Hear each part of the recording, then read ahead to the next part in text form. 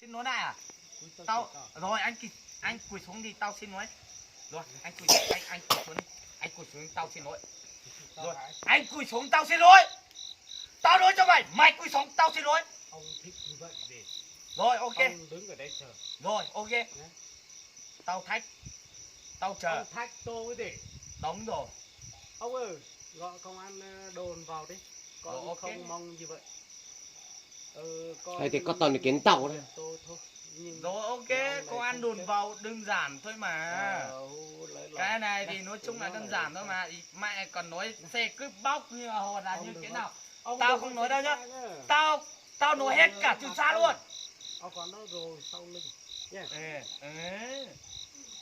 Giờ hô lo hô lo còn giải quyết đầy đủ đi. Rồi. Nếu như Có hô thì chỉ có mà hô chỉ xuống cao thôi. Vậy mày Tao chỉ biết bỏ hết rồi. Chúng mày chẳng ăn thua tí đéo. Ta chú chị ơi, nó còn có mất hơi tao. Sỉ nhục nhưng mà như thế nào? Dạ dạ. Mới sỉ nhục. Như thế nào mới sỉ nhục? Như thế nào mới sỉ nhục? Chúng mày phải hiểu đấy. Tôi chưa đâu mấy. Con hô lỏ.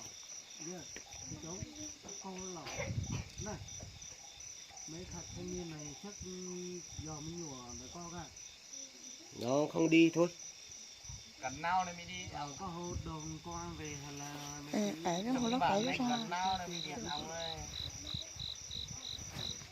Mày phải ra chuyện trong bản này thì mày cứ xử lý. Nó ơi. Cần nào này mới điện nhá. đi lỏ. Mẹ không thích như vậy đấy. Nhưng mà thích đúng không? Nha. Ông không thoát được đâu. thì ai gây sức trước? Ai gây sức trước thằng nào? Ông nhớ phải trả tay. Nhớ phải trả giá nhưng mà ai cướp xe bóc của thằng nào? Đó. Con do khóa cũ này nó này. Nửa hai thì giờ có toàn là kiến tàu nó đây có chết nửa hay na. Nhớ công an về đây nó sẽ sát xử thôi mà, đơn giản thôi mà, có cái đéo gì đâu mà. Thằng này có cái đéo gì đâu mà. Rồi Nói chung là ông anh bảo là bỏ ấy. anh em mình